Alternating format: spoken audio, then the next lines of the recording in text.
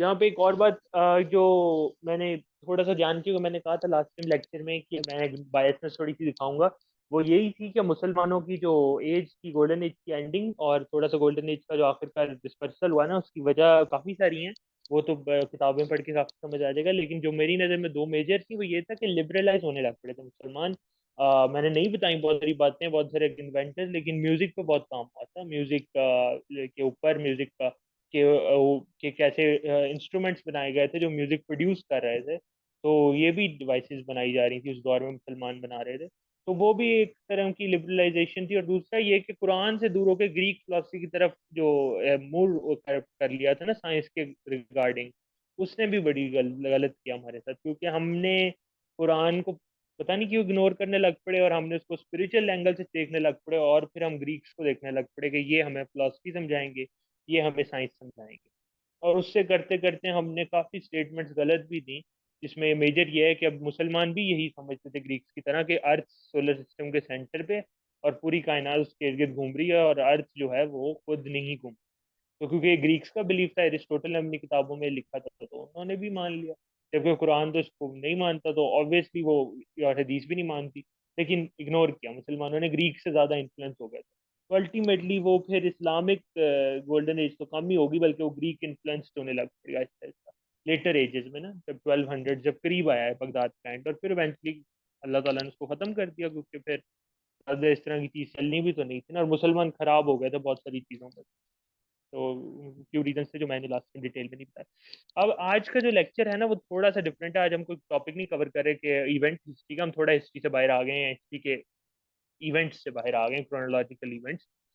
और आज हम पहले तो बात कर लेते हैं मनी के बारे में। हिस्ट्री में मनी का थीम क्या है, मनी क्या है हिस्ट्री में, मतलब मनी की वर्किंग्स क्या है और क्या सोच है पैसों के बारे में, और पैसे इन्वेंट कैसे हुए और ये सोसाइटी में मेजर प्ले कैसे बने, और इसकी फॉर्म्स क्या थी और ये इवॉल्व कैसे हुआ। और फिर हम डिजीज के बारे में बात करेंगे। और ये दो मेजर टॉपिक्स हैं, क्योंकि आज हम थोड़ा ओवरऑल देखते हैं, ताकि कभी भी आप हिस्ट्री में डिजीज का जिक्र सुने तो आपको समझ आ जाए कि इसके पीछे फिलोसफी क्या है और मनी के पीछे क्या आता है। तो यहाँ पे सबसे पहले एक आदमी का जिक्र मैं करूंगा, एडम स्मिथ का। एडम स्मिथ जो है ना, उसको याद कोई मेजर वो बंदा इसलिए कि आगे जाता है हिस्ट्री में, लेकिन हमने पढ़ना नहीं है उसके बारे में, इसलिए मैं अभी बता देता हूँ कि एडम स्मिथ कैपिटलिज्म का जो मेन जो इन्फोर्सर कहना चाहिए, जिसने प्रमोशन की, जिसने किताब लिखी वेल्थ ऑफ नेशन कैपिटलिज्म को प्रमोट करने के लिए, और जिसको बेसिकली फादर ऑफ कैपिटलिज्म एक किस्म का समझा जाता है, कि वो मेजर प्रमोशन कर रहा था, वो एडम स्मिथ है। तो इसलिए वो पॉपुलर है इकोनॉमिक्स के मामले में बहुत ज्यादा, और उसने कहते हैं वर्ल्ड इकोनॉमिक्स में बहुत ज्यादा डेवलपमेंट एडम स्मिथ की वजह से। तो एडम स्मिथ की जो सोच है ना पैसों के बारे में, वो ये थी कि इंसान शुरू में जो इंसान था हिस्ट्री में, वो पैसे जो है सोसाइटी की फाउंडेशन बने।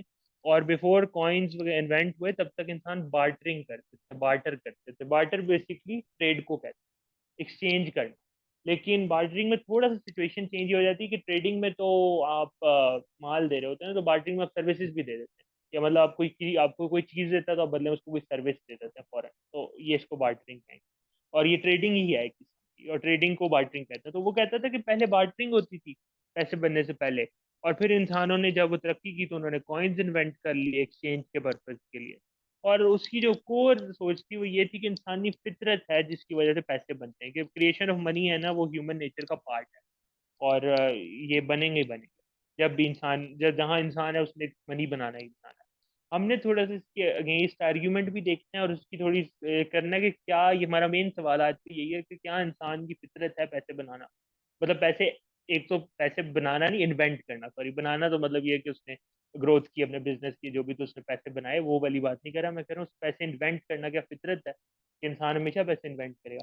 तो इसमें एक तो हिस्टोरिकल जो आर्ग्यूमेंट ये दिया जाता है, कि जो इसका थोड़ा पास में चले जाते हैं, कि इंसान जब पुरानी सिविलाइजेशन थी ना, तो इंसान एक्सचेंज एक्सचेंज की पॉलिसी पे चलता था, बार्टरिंग करता था। लेकिन बार्टरिंग जो थी या ट्रेडिंग जो थी वो स्पेसिफिकली पुराने दौरों में स्ट्रेंजर्स या दुश्मनों के से की जाती, जो बाहर के लोग थे।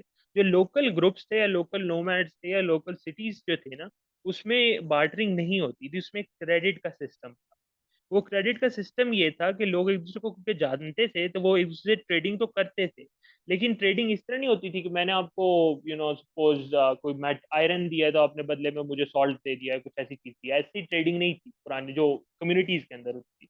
ऐसे होता था कि आपने उसको आयरन दिया तो उसने कहा है कि मैं तुम्हें बदले में इवेंचुअली मैं तुम्हारी ये तुम्हें रिटर्न करूंगा, आयरन नहीं रिटर्न करूंगा, मैं तुम्हें फेवर रिटर्न कर दूंगा जब तुम्हें कुछ चाहिए हो।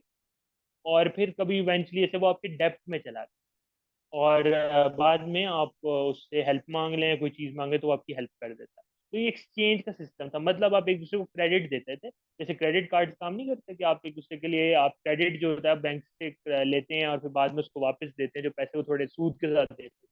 तो उसी तरह ये था कि आपने कोई उसने आपको फेवर दिया, आपने कोई चीज, उसने आपको कोई चीज दिया फेवर दी, और आपने बदले में फिर उसको बदले में फेवर दी इवेंचुअली किसी वक्त इन द फ्यूचर जब उसको जरूरत हो, लेकिन उसको ज्यादा दी बदले में। तो उसमें कोई ट्रेडिंग का कॉन्सेप्ट कम था, बल्कि एक्सचेंज और क्रेडिट का सिस्टम था पास। तो ट्रेडिंग तो बाद में इवॉल्व हुई, जब ये क्रेडिट सिस्टम इवॉल्व हुआ तो इसने बाद में शक्ल ली ट्रेडिंग। पहले ट्रेडिंग इतना मेन सेंट्रल पॉइंट नहीं था जो हमें समझा जाता था कि वो ट्रेडिंग ही करते थे, पैसे कॉइन्स बनने से पहले इंसान ट्रेडिंग ही करता था। तो इन अदर वर्ड जो लोकल कम्युनिटीज थी वो एक दूसरे के डेप्थ में ही था हर बंदा, मतलब हर बंदा एक दूसरे के साथ डेप्थ में फंसा हुआ था, और फंसा तो नहीं हुआ था, एक किस्म का अच्छा सिस्टम था उनका, डेप्थ में था एक दूसरे के। और फिजिकल मनी की कोई जरूरत नहीं थी, कोई ट्रस्ट बेस्ड रिलेशनशिप था। और अर्लियर सिविलाइजेशंस देख लें जहां तक हैं आपकी, ईरान इराक की, मैसोपोटामिया की देख लेते हैं जैसे, तो वहां पे शैकल, एक शैकल होता था कि शैकल यूज होता था एज द यूनिट। अब शैकल समझने का कि शैकल साउंड करता है कि कॉइन का नाम होगा या किसी तरह के मनी की फॉर्म का नाम होगा, जबकि शैकल कोई मनी, फिजिकल मनी नहीं था, शैकल एक यूनिट था। जैसे कि सेंटीमीटर, किलोमीटर या रुपीस या डॉलर एक यूनिट है ना, तो उसने शैकल एक यूनिट था। और मैंने अब, और शैकल एक्सचेंज किस तरह होते थे, शैकल एक यूनिट था और उसके ऊपर ये था कि आपने आपकी जो छुरी है आपके पास, एक सपोज वो है 10 शैकल की, आपने जाके 10 शैकल की छुरी दी, और बदले में उसने आपको दो वीट के जो है ना थैले दे दिए जो 5-5 शैकल के, तो उसने टोटल आपको 10 शैकल की वापस की चीज, और आपने 10 शैकल की उसको छुरी दी। ये एक्सचेंज हुआ, यूनिट शैकल यूज हुआ। तो पास में इस तरह यूज भी, ऐसे भी एक्सचेंज होता था चीजों का। तो ट्रेडिंग ही हो रही थी किस्म की, लेकिन थोड़ी सी डिफरेंट कट के साथ कि उसमें यूनिट यूज होता था, शैकल्स या डिफरेंट यूनिट यूज होते थे। तो वो शैकल कोई कॉइन नहीं था। मुझे भी शुरू में लगता था कि इजिप्शियंस वगैरह कॉइन्स यूज, कॉइन्स कोई नहीं यूज करते थे। ये ऐसे यूनिट्स थे, शैकल या जो भी इजिप्शियंस ने भी बनाए थे आगे जाके, यूनिट्स थे, और उसके अकॉर्डिंग, उस यूनिट के अकॉर्डिंग लेवल था कि ओके 10 शैकल और 5 शैकल का वीट का थैला हो गया, और ये 2 शैकल की ये जो है क्या नाम है, चीज है या ब्रेड है, जो भी पीस है आटे का वो इतना का मिल जाएगा, या मीट जो है वो 3 शैकल का है। तो उसने यूनिट के हिसाब से था, तो शैकल कभी कोई एक्सचेंज नहीं होते थे शैकल हाथों से, बल्कि चीजें एक्सचेंज होती थी on the basis of the unit जो शैकल था। तो इस तरह भी सोसाइटी डेवलप होती गई इन टर्म्स ऑफ मनी। और कॉइन्स जो है ना, ये मर्ज हुए तकरीबन हजरत ईसा की पैदाइश से 600 साल पहले, स्पेसिफिकली इंडिया में, चाइना में और पर्जिया के अंदर, ईरान इराक में बेसिकली। ये तब इमर्ज हुए, और कोई इसको लोकेट नहीं कर सका कि क्या वजह थी, इंसानों ने कॉइन्स क्यों बनाए। कुछ राइटर्स जो है वो एग्री आर्ग्यू करते हैं कि ये शायद इसलिए बनाए कि वॉरफेयर चेंज हो गया। तो वो कहते हैं कि वॉरफेयर इस तरह चेंज हुआ कि पहले इंसान ऑनर बेस्ड वॉरफेयर करता था, मतलब बस अपने ऑनर की खातिर बंदे मारता था, जंगें करता था, जात पात की लड़ाई थी। लेकिन वक्त के साथ ये हुआ कि इंसान ने अब वॉरफेयर की शक्ल चेंज की, और rather than being an honour based warfare वो स्टेट बेस्ड वॉरफेयर हुआ। मतलब स्टेट बेस्ड से ये मतलब कि वो अब रिसोर्सेज और ऑक्यूपेशन ऑफ लैंड के ऊपर जंग हो रही थी, ना कि ऑनर के ऊपर। ये आर्ग्यूमेंट काफी वीक है, क्योंकि इंसान अभी भी ऑनर के लिए जंग लड़ता है, along with state based warfare. अभी भी बड़े से बड़ा मुल्क भी जो जंगें लड़ता है वो अपने ऑनर के लिए भी लड़ रहा होता है, साथ अपने रिसोर्सेज और अपनी कॉन्क्वेस्ट या अपनी एक्सपेंशन के लिए भी लड़ रहा होता है। तो ये तो ऑनर बेस्ड वॉरफेयर कभी खत्म नहीं हुआ। तो ये तो आर्ग्यूमेंट थोड़ा वीक है कि कॉइन इसलिए डेवलप हुआ कि जंग की शक्ल बदल गई। लेकिन हाँ, ये बात है कि जंगों ने कॉइन्स की इमरजेंस कॉज की, ये जरूर कहा जा सकता है। क्योंकि जंगों से जब ज्यादा लार्ज स्केल वॉर्स नहीं होती थी ना, स्मॉल रेड्स होती थी पुराने तौरों पे, एक शिकार भी करें या डिफरेंट ग्रुप को लूट मार करें, तो ये छोटी छोटी रेड्स। वक्त के साथ ये हुआ कि इंसानों की जब सिविलाइजेशंस बनी और आर्मीज बनी, रोम ग्रीक्स की बनी, और फिर इस तरह डिफरेंट जगहों की जब आर्मीज तैयार हुई, तो ये आर्मीज जो थी ये बड़े बड़े अटैक करती थी और जगह तबाह करती थी। जब ये बड़ी बड़ी जगहों पे हमला करती थी, तो उसमें यह था कि बहुत सारे लोग मरते भी थे। तो ये जो ट्रस्ट बेस्ड रिलेशनशिप था ना, वो क्रेडिट सिस्टम जो पहले मैंने बताया, वो काम नहीं अब करता था, क्योंकि आपको नहीं पता कि बंदे ने आपसे कोई चीज ली है तो वो आपको रिटर्न कर देगा। पहले तो ये था कि कर देगा, अब आपको ये होता था कि यार ये जंग में मारा गया तो मैं, मुझे तो कुछ ही रिटर्न नहीं मिलेगा। तो इंसान ने देखा कि अब ये रिटर्न और एक्सचेंज पॉलिसी तो काम नहीं करनी, क्रेडिट और डेब्ट में तो हम नहीं चल सकते, तो how about we make something ऐसी जो उसमें हमें एक्सचेंज करने में आसानी हो। तो कॉइन्स डेवलप होने लगा। तो इंसानों ने कॉइन्स बनाने लग पड़े कि वो इसको आसानी से कर सकें डील इस मामले को, जो कि लोग मर जाते हैं और फिर वो उधार रह जाता है उनका एक किस्म का। तो एक किस्म का वायलेंस और जंगों ने भी पैसों को अनसर्टेनिटी क्रिएट की और उस वजह से फिर पैसे बनना शुरू हुए और क्रेडिट बेस्ड सिस्टम जो है वो आहिस्ते आहिस्ते खत्म हुआ।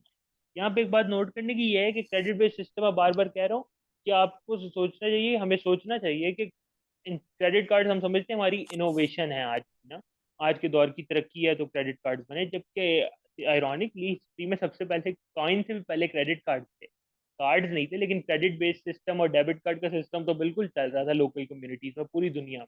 चाहे वो जाहिल लोग थे या पढ़े लिखे थे या जो भी लोग थे, वो क्रेडिट कार्ड के सिस्टम पे चल रहे थे। तो क्रेडिट कार्ड हमारी इनोवेशन नहीं बल्कि रिटर्न टू द पास्ट है। हम साइकिल में घूमते घूमते कॉइन से और पैसों से आके वहीं आगे जहाँ से स्टार्ट हुए लूप, हमने क्रेडिट से ही सिस्टम स्टार्ट किया था और अभी क्रेडिट्स भी चल रहे हैं। अब दुनिया बेसिकली क्रेडिट कार्ड इतना मेजर एक पार्ट बनता है सोसाइटी का, और डेबिट कार्ड वगैरह, और वहीं से स्टार्ट हुए थे हम। तो हमने लूप में घूमे, बल्कि तरक्की नहीं है, इसलिए क्रेडिट कार्ड एक किस्म की हमारी पास्ट की तरफ रिटर्न नहीं। अब ये भी एक बात यहाँ पे ऐड करूँ कि कॉइन्स जब बने ना, तो कॉइन से अब ये पूरा कॉन्सिक्वेंस जरा मैं प्ले आउट कर दूं कि कॉइन से क्या क्या होता है, कॉइन से क्या होने लग पड़ा और एक ही साइकिल में इंसान फंस गया। जब बड़ी फौज होगी ना तो उसको, क्योंकि अब कॉइन्स की पेमेंट करनी होती थी, पहले मैं बताया एक्सचेंज था, एक्सचेंज सिस्टम खत्म हो गया, जंगें होने लग पड़ी। अब बड़ी फौजों को पेमेंट मिलती थी, पैसे मिलते थे, वो कॉइन्स की शक्ल में मिलते थे। अब कॉइन्स ज्यादा चाहिए होते थे, इसके मतलब अब कॉइन्स ज्यादा चाहिए, कॉइन्स की ज्यादा नीड थी, तो आपको ज्यादा सिल्वर चाहिए था जिससे कॉइन्स बनते हैं, और ज्यादा सिल्वर चाहिए था, वो सिल्वर माइनिंग से आना था। और माइनिंग अगर हमने करनी थी उस सिल्वर की, तो माइनिंग के लिए आपको माइनर्स चाहिए, तो जो खुदाई करके सिल्वर निकालेंगे। अब माइनर्स आपके अपने लोग तो होंगे ऑब्वियसली, लेकिन मेजरली आपको स्लेव्स चाहिए माइनिंग के लिए, आपको पेजेंट्स चाहिए, आपको वॉर प्रिजनर्स चाहिए जो आपके लिए काम करें और इसलिए आपकी आर्मी को कोई इफेक्ट ना हो। जब आपको ये लोग चाहिए होंगे कि वो माइनिंग करें सिल्वर की, तो आप क्या करेंगे, आप वॉर प्रिजनर्स और उनकी तरफ रुख करेंगे। लेकिन वॉर प्रिजनर्स होने के लिए आपको जंग करनी पड़ेगी ना इन द फर्स्ट प्लेस। अगर आप जंग ही नहीं करेंगे तो वॉर प्रिजनर्स होंगे ही नहीं, ना आपको स्लेव्स मिलेंगे। तो आपको जंग करनी पड़ेगी, जंग करने के लिए आपको बड़ी फौज चाहिए, जंग करने के लिए आपको फौज चाहिए, और जंग जीतने के लिए आपको बड़ी फौज चाहिए, और बड़ी फौज को कॉइन ज्यादा चाहिए, और फिर ये साइकिल चलता रहता है। तो हाँ, इस लूप में भी इंसान फंस गया, इसलिए कभी कॉइन्स गए नहीं हमारे या पैसे, और फिर इवेंचुअली वो एवोल्यूशन पेपर मनी की तरफ चला गया, रादर के वो उसको रिवर्स होते और हम कुछ और होते, हम इस लूप में भी फंसे, पैसों के फंस गए थे इस चीज कि हमारी स्टेट वॉरफेयर की वजह से और स्टाइल की वजह से बड़ी फोर्स को ज्यादा कॉइन चाहिए थे, और ये फिर एक साइकिल घूमता रहता था बार बार। इसमें ये भी बात है कि जो जब, क्योंकि ये वॉर और स्टेट पे बेस्ड था कॉइनेज, तो जब कोई स्टेट गिरती थी, जब कोई एम्पायर डिवॉल्व होता था, जब जंगें खत्म होती थी और पीस का दौर आता था, अमन का, तो नेचुरली कॉइनेज खत्म हो जाता। इसलिए मैं चाहे पुरानी जो डिफरेंट ग्रीक्स हैं या रोमन्स हैं, तो आपके जब वो गिरे हैं तो उनके कॉइनेज एकदम से वो खत्म हो गई जो वो यूज कर रहे थे जिस टाइम के कॉइन। तो कॉइनेज क्योंकि स्टेट से रिलाई कर रही थी ना, स्टेट और आर्मी से, जब आर्मी जो स्टेट्स ही नहीं होती, एम्पायर ही नहीं होते, तो कॉइनेज भी खत्म हो जाती है। और उसकी जगह फॉरेन क्या चीज लेती है, ट्रेडिंग, क्योंकि वो हमारा बेसिक नेसेसिटी थी, तो वो तो चलनी है। तो इसलिए आपको फिर सिल्क रोड की ट्रेडिंग या इंडियन ओशन की ट्रेड समझ भी आने लग पड़ती है कि अलेक्जेंडर का एम्पायर गिरा तो फिर एकदम सिल्क रोड ऊपर आ गई ना, क्योंकि एकदम एम्पायर खत्म हुआ है, तो पीछे से जगह बन, वैक्यूम बन गया, आपके कॉइन नहीं हो इस्तेमाल हो रहा है, तो एकदम से ट्रेडिंग बढ़ जाती है। इसी तरह ये होता है कि जब कोई एम्पायर गिरता है, मंगोल आएंगे आगे, हम एक और ट्रेडिंग रूट पकड़ेंगे, तो मंगोल आएंगे और एकदम जो वर्ल्ड में एकदम शेप चेंज हो रही है, तो फौरन उसके बाद कॉइनेज कम होगी और एकदम से फिर से दोबारा इंसान ट्रेडिंग की तरफ गया। तो कॉइनेज नीचे तब जाती है जब एम्पायर गिर। तो इस सारी स्टोरी जो मैंने अभी तक सुनाई है, उसने एक हमें कंक्लूजन दी है जो एडम स्मिथ ने शुरू में कहा था ना कि मनी की क्रिएशन इंसानी फितरत है। तो जो आर्ग्यूमेंट सारा था अभी तक वो ये था कि फितरत नहीं है, it is money is not the product of human nature, बल्कि मनी जो है वो प्रोडक्ट है ह्यूमन एक्शन। इंसान के एक्शंस पैसे बना रहे हैं, पैसों की क्रिएशन की तरफ लेके जाते हैं, ना कि उसकी फितरत। फितरत में वायलेंस है, फितरत में चीजें जरूर होंगी इंसान की, लेकिन वो फितरत में पैसे नहीं है। फितरत में पैसे बनाना हमेशा नहीं कि इंसान जब बैठेगा और कहीं कहीं भी स्टार्ट करेगा सिविलाइजेशन तो पैसे बनेंगे, नहीं। उसके एक्शन उसको पैसों की बनाने क्रिएशन की तरफ लेने के जाएंगे, मनी की क्रिएशन की तरफ। अगर इंसान के एक्शंस डिफरेंट होंगे तो मनी की क्रिएशन शायद ना हो। तो ये एडम स्मिथ का ये आर्ग्यूमेंट काफी था, जो बड़ा बेसिक था कि इंसानी फितरत है क्रिएशन ऑफ मनी। तो no, it's the product of human action. अभी यहाँ तक कोई सवाल है तो पूछ ले। क्योंकि हम इसके बाद हम डिजीज के बारे में बात करें।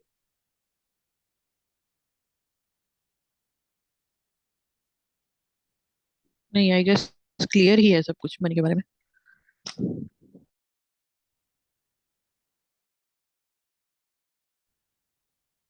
चलिए मैं फिर आगे कराता हूँ, अभी टाइम है ना हमारी क्लास। हाँ जी, टाइम पे आ गया। शिफा बताएंगी कितना टाइम लग गया शिफा। नहीं, अभी वो जो टाइम काउंटडाउन होता है वो नहीं अभी शुरू हुआ। मेरा टाइम तो 10 मिनट्स पहले होता है। सही है, सही। अब डिजीज के बारे में थोड़ी सी बात कर लेते हैं। जहां तक डिजीज की बात है ना, आपको नॉर्मली अब किताबें तो मिल जाएंगी डिजीज के बारे में, लेकिन नॉर्मली हिस्टोरियंस डिजीज के बारे में, हिस्टोरियंस भी बातें कर लेते हैं, ऐसी बात भी नहीं है कि उनको इल्जाम लगा दूं वो बात नहीं करते। लेकिन लोग नेचुरली डिजीज को हिस्ट्री का हिस्सा नहीं समझते, और ट्रेडिशनल हिस्ट्री का फोकस कभी डिजीज पे हुआ ही नहीं है। और उसकी वजह काफी सारी है। एक ये कि इस डिजीज में सीरियस होती हैं, तो लोगों को पता ही नहीं होता, और वो टेरिफाइंग भी होती है, इसलिए वो उसके बारे में लिखते नहीं है, और उनको पता ही नहीं होता। जब ऑब्वियसली डिजीज आई है तो नेचुरली लोगों को, जैसे कोविड आया ना, तो लोगों को नहीं पता था ना कि सिम्टम्स रोज पता चल रहे थे, वो ये भी है, वो भी है, फला भी है, इसको ज्यादा अफेक्ट कर रहा है। तो कोई रिकॉर्ड अगर कर भी रहा होता तो वो कोई एक रिकॉर्ड नहीं होता ना, कि मतलब परफेक्टली कोई रिकॉर्ड नहीं कर पाता। और लोगों को समझ भी नहीं आ रही होती। ऑब्वियसली हम पास्ट में चले जाएं तो अब तो हमारे पास मशीनरी और एडवांसमेंट है, तो हम पता लगा लेंगे डिजीज की सिम्टम्स। पहले तो ये पता लगाना भी बहुत मुश्किल था कि भाई ये डिजीज फैली है तो किस वजह से फैली है। तो नेचुरली लोग रिकॉर्ड ही नहीं करेंगे, रिकॉर्ड्स नहीं होंगे तो आपको हिस्ट्री मिलेगी नहीं। उसी तरह ये है कि लोगों को पता नहीं होता था, तो वो फिर यही लिखते थे कि फलां बंदे को बुखार, जैसे अलेक्जेंडर का लिखा था ना कि अलेक्जेंडर को बुखार हुआ और वो मर गया। अब उसके बाद ये नहीं पता कि उसको कौन सी बीमारी हुई थी, क्या हुआ था, बस बुखार हुआ और मर गया, यही कहानी है। अब अगर, क्योंकि मिस्टीरियस है डिजीज, हमें नहीं पता, उनको नहीं पता चला कि उसके सिम्टम्स किस बीमारी की तरफ पॉइंट कर रहे थे या किसी भी।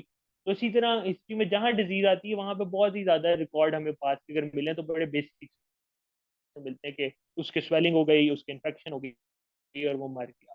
तो इससे ज्यादा आपको इन्फॉर्मेशन नहीं मिली। और ये भी बात है कि डिजीज को नेचुरली इग्नोर क्यों किया गया, कि डिजीज, अगर डिजीज को आप हिस्ट्री के व्यू में ले आए ना, तो आप हिस्ट्री के कॉन्सेप्ट को चेंज कर दें। हमें बताया जाता है कि हिस्ट्री जो है इंसानों की कहानी, डिजीज तो इंसान की बनाई गई चीज नहीं है। तो इंसान की वजह फैल सकती है लेकिन इंसान बनाता नहीं है। तो डिजीज तो ये व्यू ही चेंज कर देती है ना हिस्ट्री का, डिजीज फिर बताती है कि हिस्ट्री की कहानी इंसानों की कहानी नहीं है, बल्कि डिजीज अगर पार्ट है तो इसका मतलब कुछ आउटसाइड सोर्सेज हैं जो जो हिस्ट्री का पार्ट बनाते हैं। History is not just the story of human, बल्कि एक बिगर पिक्चर है उसमें। तो ये एक बात इंट्रोड्यूस हो जाती है अंदर। तो इसलिए लोग नेचुरली डिजीज को इग्नोर भी करते हैं, कोई डिजीज एक हिस्ट्री के कॉन्सेप्ट को खराब करती है, हिस्ट्री ह्यूमन एजेंसी का ही फायदा। और इसमें एक और बात भी है कि डिजीज हो जाए, अर्थक्विक्स हो जाए, फ्लड्स हो जाए, ब्लिजर्ड, हरिकेन, जो भी नेचुरल डिजास्टर्स होते हैं, स्पेस से कोई एस्ट्रॉइड आ जाए, कोई मीटियोर आ जाए, या कोई भी स्पेस से चीज जुड़ के आ जाए, या कोई ऊपर से सन की सोलर इक्लिप्स हो जाए, या कोई सन की रेडिएशन हिट करे और लोग मरने लग पड़े, तो ये सारा कुछ आउटसाइड फैक्टर है, इंसान की एजेंसी में या इंसान की एबिलिटी से बाहर है। अगर इनको, तो इनको जब हिस्ट्री में जब ये होते हैं तो इनको नेचुरली इग्नोर कर दिया जाता है, जंगों पे फोकस किया जाता है, पॉलिटिक्स पे, ट्रेड पे, और डिजीज और ये नेचुरल डिजास्टर्स पुश आउट किए जाते हैं, स्पेशली अब की दौर में। क्योंकि ये एक चीज ऐसी इंट्रोड्यूस करते हैं जो हिस्टोरियंस भी, जो सेकुलर लोग भी, जो लिबरल्स भी, और जो दुनिया आज की डिनाई करने पे तुली हुई है, कि ये कहती है कि भाई इंसान की पावर से कुछ चीजें बाहर हैं। इसका मतलब ये हुआ कि इंसान नहीं सारी हिस्ट्री चला रहा था, कोई और ताकत थी जो ये चला रहा है, जो सारी हिस्ट्री को डिक्टेट कर रहा था। कोई आउटसाइड फोर्स है जो इस सारे को चला रहा है। और हमें तो पता है आउटसाइड फोर्स अल्लाह ताला ही है जो इस सारे सिस्टम को चला रहे हैं। लेकिन अगर ये हिस्टोरियन, तो लोग सारे एडमिट कर लेंगे हिस्ट्री में it's more than just human की कहानी, तो फिर ये हो जाएगा कि इसका मतलब फिर कौन चला रहा है, इंसान की कहानी नहीं है, इसका मतलब इंसान तो नहीं ड्राइव कर रहा है गाड़ी, कोई और ड्राइव कर रहा है, कोई और चला रहा है, कोई और इसमें स्टेज पे चीजें सेट कर रहा है, हम इंसानों की एबिलिटी से बाहर होगी। तो इसलिए इनको नेचुरली, आपको अर्थक्वेक्स के बारे में कौन हिस्ट्री में बता बात करता है, नहीं करते नेचुरली लोग, बहुत कम जिक्र करेंगे, फ्लड्स के बारे में जिक्र करेंगे, लिमिटेड करेंगे। क्यों? क्योंकि ये सारा कुछ अल्टीमेटली आपको सिर्फ पॉइंट करिए, कोई आउटसाइड पावर है, कोई आउटसाइड ताकत है जो सब कुछ ला रही है, इंसान की एबिलिटी से बाहर है, तो इसलिए डिजीज नेचुरली इग्नोर हो जाती है। तो एक तो ये बात होगी। दूसरी बात ये है कि जब हमारे बारे में, अब क्या है, इसमें भी एक बड़ी करामत अल्लाह की, कि जब हम आए अफ्रीका में, अगर सपोज हम आए हैं, जहाँ तक बताया गया है कि हम अफ्रीका में पियर हुए हजरत आदम, या पहले इंसान जो थे, तो वो ट्रॉपिकल रीजन था। वहाँ पे बहुत सारे माइक्रो पैरासाइट्स थे, मतलब वहाँ पे बहुत सारी बीमारियां थी, सादा जुबान में वहाँ पे ज्यादा बीमारियां थी। तो naturally human population for the first thousands और for many thousands of years limited रही, छोटी रही। इसमें ये भी मैं देखता हूँ कि हमें अल्लाह ताला ने ना बनाया जन्नत के लिए। तो अब जन्नत के लिए बनाया, तो जन्नत में ना बीमारी है, ना थकावट है, ना नींद है आपके लिए, मतलब you don't have to do any, मतलब वो मौत नहीं है, कोई इन्फेक्शन नहीं है, ये चीजें जन्नत में नहीं है।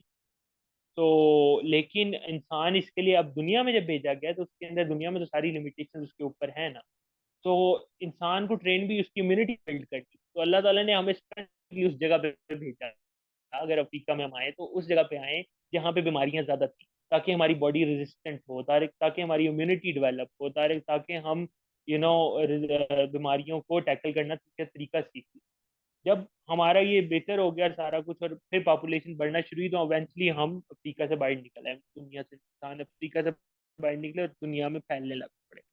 और दुनिया में फैलने लग पड़े, और इससे फिर सिविलाइजेशन वजूद में आए, बीमारियों से बचने लग पड़े, सिविलाइजेशन, पॉपुलेशन ग्रोथ हुई, सिविलाइजेशन बनी तो एग्रीकल्चर बना, एग्रीकल्चर में पानी इस्तेमाल होता था, पानी खड़ा हो जाता था बहुत सारा इरिगेशन के लिए। जब वो खड़ा होता था पानी, तो उसमें नई बीमारियां मर गई, और अल्टीमेटली इंसान जिस बीमारियों से बच के निकला था और रेजिस्ट करके, वो उसने और अपने ऊपर एग्रीकल्चर के बाद बीमारियां डाल दी। चले, हमने सिविलाइजेशन की बात कर ली, अब थोड़ा सा आगे चलते हैं कि डिजीजेस जो है ना, उन्होंने वो लिखी भी गई हैं। स्पेशली जो बड़ी डिजीज है ना, जो पैंडेमिक डिजीज जिनको कहते हैं, वो लिखी भी गई हैं।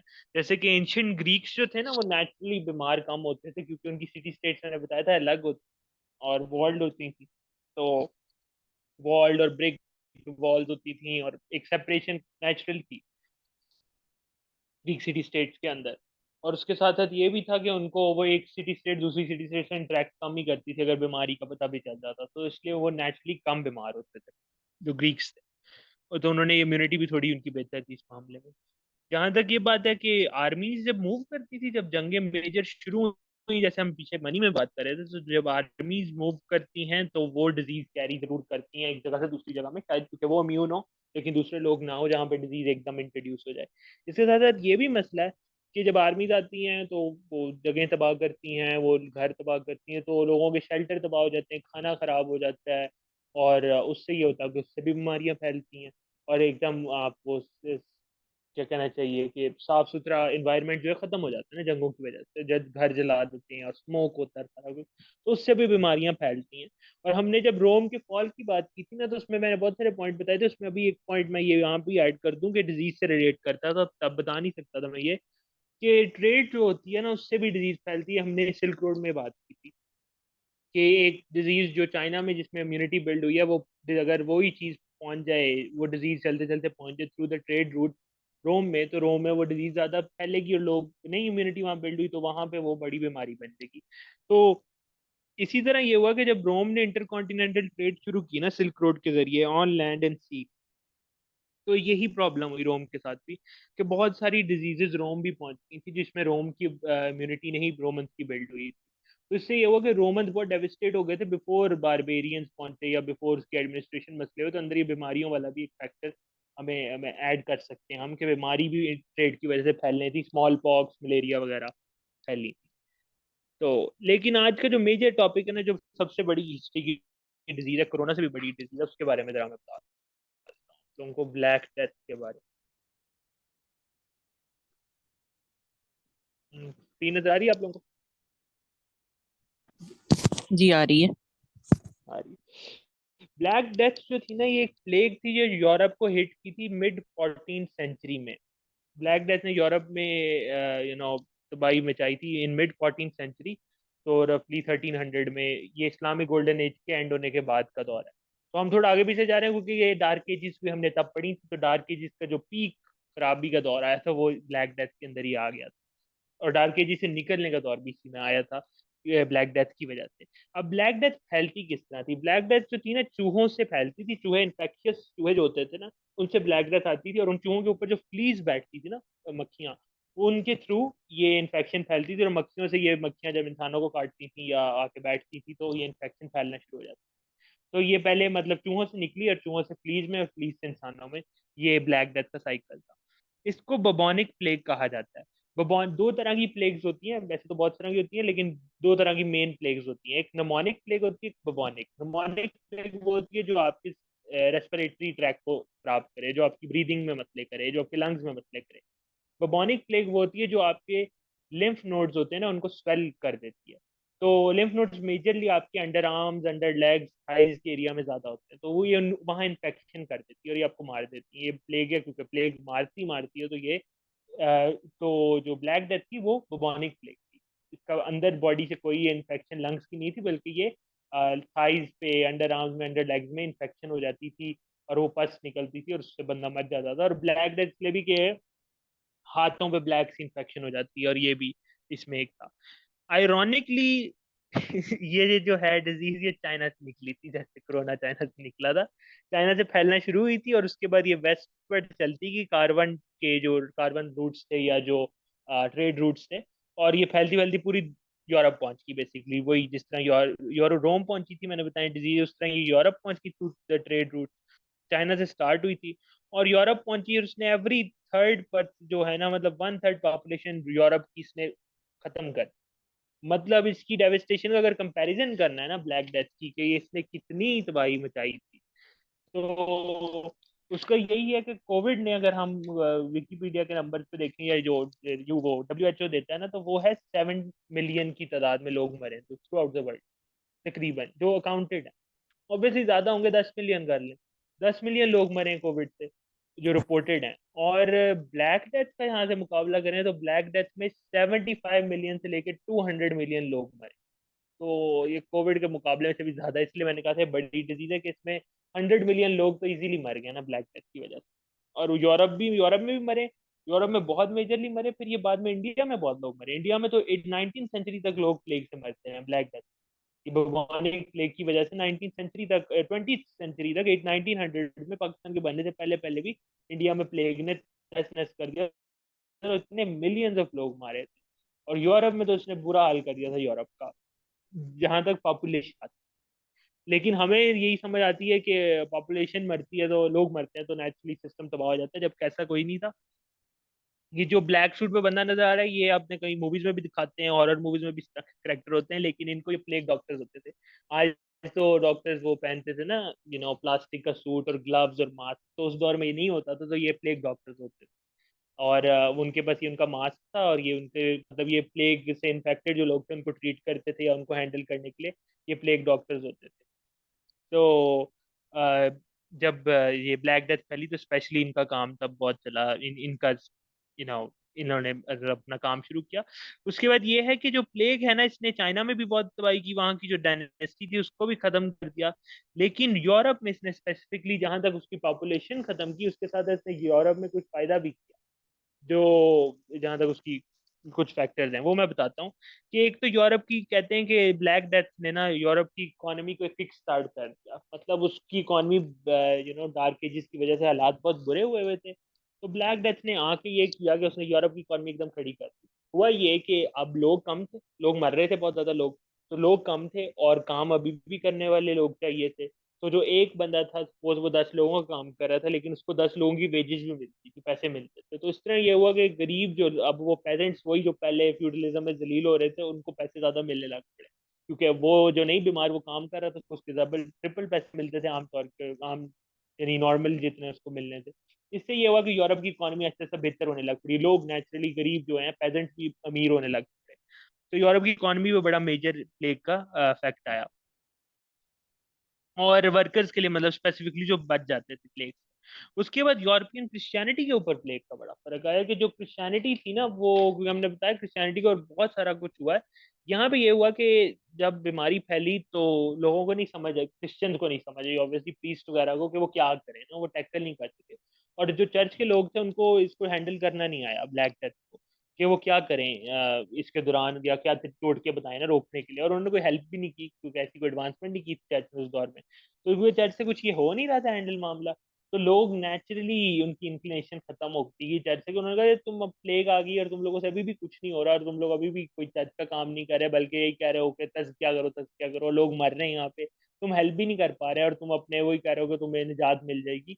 तो ये तो नहीं होता, तो नेचुरली लोग जो है रिपेल होने लग पड़े क्रिश्चियनिटी से, और उन्होंने रादर रुख किया हेडोनिज्म का। हेडोनिज्म से मतलब ये कि एक किस्म की आज़ादी, फ्रॉम दिस सिस्टम, के भाई मरना है तो फिर फुली जी के मरूं ना, मतलब फिर हर हरकत कर लूं, जो भी गन मन कर लूं, कोई नहीं, का मरना तो है ही प्लेग की वजह से, तो एटलीस्ट ये है कि एंजॉयमेंट करते हुए, एंजॉय करते हुए मर।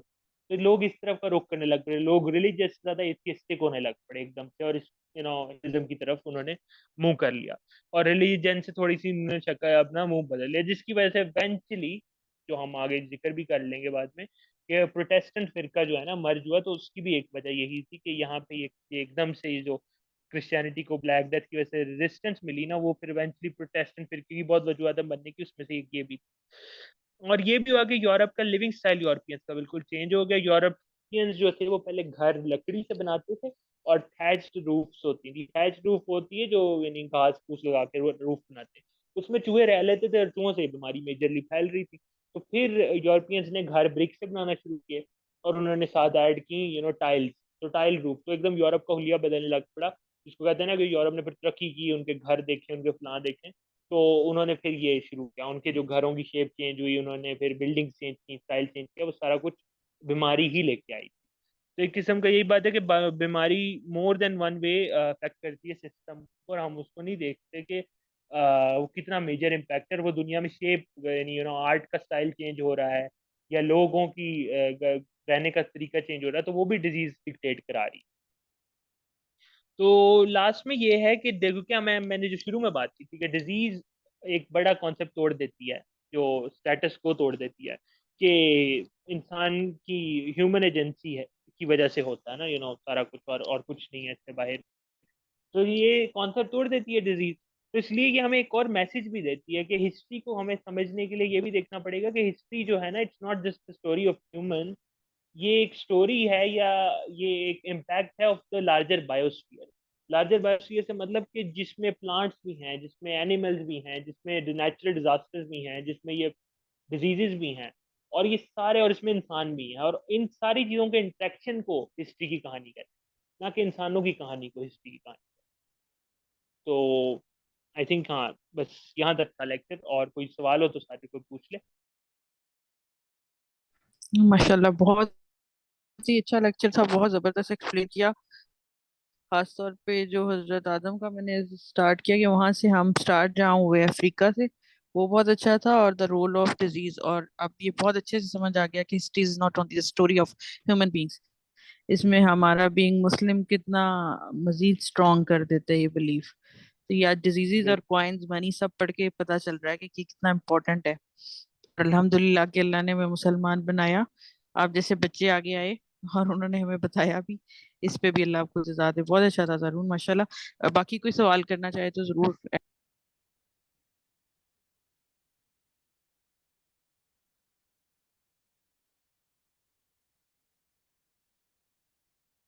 किसी को कोई सवाल है, या आप अच्छे पे सवाल तो नहीं है।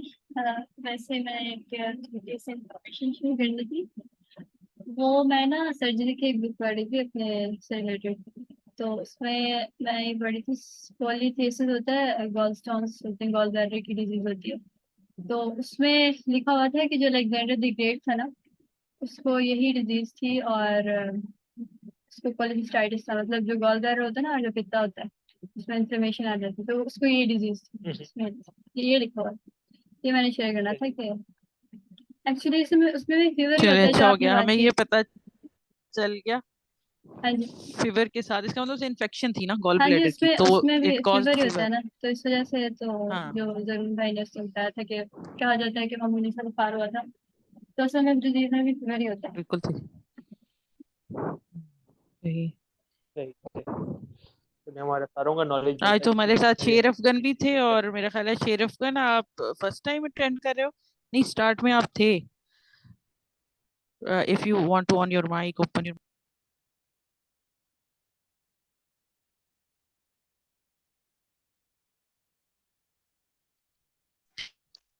अच्छा, लुकमान भाई ने कुछ ऐड करना है इसमें? जी अस्सलाम आपकी वालेकुम। आवाज आए। हाँ, हाँ जी हाँ लुकमान जी। भाई। जी बस इसमें ऐड तो ऐसा कुछ नहीं करना। तो जो आप शुरू में मनी की बात कर रहे थे उसमें बार्टर सिस्टम जो था, तो बार्टर सिस्टम में जो है एक्सचेंज ऑफ गुड्स या सर्विसेज थी। और इसके बाद आपने शैकल की बात की थी, तो शैकल जो था ये मेजरमेंट का यूनिट था या ये काउंटिंग यूनिट था? हाँ जी बिल्कुल, मेजरमेंट का यूनिट ही समझ ले, मतलब मनी की मेजरमेंट का यूनिट, तो वो काउंटिंग का यूनिट कह लेंगे या उसको मेजरमेंट का यूनिट, यानी यूनिट था। It was like centimetre kilometre unit होता है ना, तो उसके हिसाब से बैलेंस कर लेते थे वो पैसे को। तो उस तरह की यूनिट था, नॉट एन एक्चुअल करेंसी के, मतलब वो पैसे नहीं थे। शैकल कोई फॉर्म नहीं थी, शैकल एक यूनिट रिप्रेजेंट करने के लिए किसी भी चीज को, कि मेरी तलवार जो है वो 10 शैकल की है, तो इस तरह रिप्रेजेंट होती है, हाँ जी, मतलब ठीक ताकि है, असल में एक्सचेंज वैसे आसान हो। जी वो ज्यादा इस्तेमाल होते हैं ना, काउंटिंग यूनिट का ज्यादा इस्तेमाल होता है और मेजरमेंट यूनिट ज्यादा इस्तेमाल होता है, उस वजह से पूछना चाह रहा था। चलिए मैं कंफर्म करके आपको ना अच्छा, ग्रुप ये में शेरफ खान ने भी जो क्वेश्चन पूछा जरूर, वो वही वाला है जो हमने दी। शेरफ खान हमने पढ़ा था हिस्ट्री में कि अलेक्जेंडर ने स्टेज भी इंट्रोड्यूस कराया था। जरूर थोड़ा सा ब्रीफली शेरफ खान को थोड़ा उस पर बता दें आपने, उन्होंने कमेंट में। हाँ, ने हमने अलेक्जेंडर की बात जब की थी तो हमने कहा था कि जब उसने कैप्चर किया था ना जेरूसलम वगैरह का एरिया, तो उसने थिएटर वगैरह इंट्रोड्यूस कराया था। वो ग्रीक तो था ना बाय ओरिजिन, और ग्रीक अपनी तरक्की में तो बहुत आगे थे, जहाँ थिएटर्स की बात थी और इन चीजों की। तो उसने यहूदी थे उनको एकदम आगे लिबरलाइज करने का पहला पुश दिया था। वो उसने थिएटर बनाए थे। फिर वो दूसरा पुश तब मिला था जब रोमन एम्पायर आया था, उन्होंने फिर उसको फर्दर किया कि यहूदी बिल्कुल ही लिबरलाइज हो गए थे कि जब हजरत ईसा ने आके उनको जगाने की कोशिश की, तो और सारे रेजिस्टेंस में आ गए थे कि ये आप क्या कह रहे हैं, हम तो गुम है अपनी दुनिया में। तो वो पहले अलेक्जेंडर ने किया था इंट्रोड्यूस, और उसके बाद आके रोमन्स ने इसको फर्दर थिएटर और इन चीजों को। ठीक हो गया। जो सदफ, अरूज और अक्सा, आपके पास कोई क्वेश्चन है तो कर लें, नहीं तो हम मजीद अरुण इसको कर लेते हैं। 1-2 मिनट आप जरूर वेट करें कि उन्होंने क्वेश्चन करने हो, फिर हम इसको ग्रुप में डिस्कस कर लेंगे, नहीं तो। हाँ हाँ बिल्कुल बिल्कुल। बाकी ये कि हिस्ट्री का कोई भी कॉन्सेप्ट हो तो उसको हम, ये तो अभी दो चीजें खोली हैं, मनी और थीम्स है ना एक किस्म की हिस्ट्री के, मनी और डिजीज। उसी तरह सिविलाइजेशन है, वॉर्स हैं, हम उसको जिसको भी डेप्थ में देखने की कोशिश करेंगे उसमें यही चीजें मिलेंगी कि बहुत सारा कुछ कनेक्टेड होता है। और सारा कुछ इतना सिंपल नहीं है जिससे हमने उसको बना लिया। और ताकि आप जब बुक पढ़ें तो आप समझे ना कि हिस्ट्री की पिक्चर काफी बड़ी है। कोई डिजीज पे भी बुक है, ब्लैक डेथ पे भी बुक है, और आयरॉनिकली हिस्ट्री में कहीं चीज का अच्छा नाम है तो वो ब्लैक डेथ पे ही अच्छा नाम है, वरना हिस्टोरियंस को नाम नहीं देने आते चीजों के।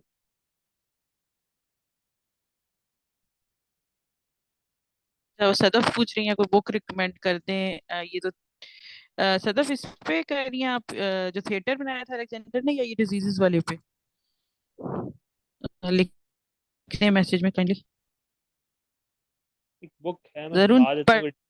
लेना। हाँ, चैट में पढ़ लें कि हो गया। अलेक्जेंडर की हिस्ट्री वगैरह,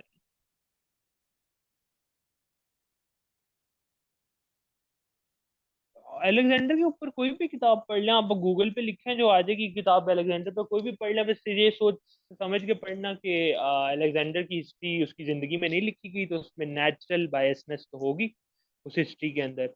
और ये है कि जब वो हाँ बायस। सदफ, जब हमें जरून भाई ने पढ़ाया था ना, तो हमें बहुत इंटरेस्टिंग था उसमें ये कि फाइनली मैंने तो ये फाउंड आउट किया था कि Alexander was not that great. ये इस तरह से पढ़ा था हमने, क्योंकि सारा जायजा लेके ना हल्का, तो पता चला था कि अलेक्जेंडर को ग्रेट बस कहा ही जाता हाँ है। जी, अब लोग उसकी ने कोई रिकॉर्ड। ग्रेटनेस मेरे पे नहीं है यहाँ हो पाई थी उसके बाद से। जरूर। हाँ जी बिल्कुल। वो आप वो लेक्चर अगर आपने सतत नहीं देखा तो आप जरूर देख लेना, वरना ये है कि अलेक्जेंडर की हिस्ट्री पढ़ते हुए उसकी आप ध्यान में रखें कि उसकी हिस्ट्री उसकी जिंदगी में नहीं लिखी गई, तो इसलिए उसमें बायसनेस भी होगी, उसमें एग्जैजरेशन भी होगी। तो उसको बस ओपन माइंड से पढ़ें, कोई भी किताब पढ़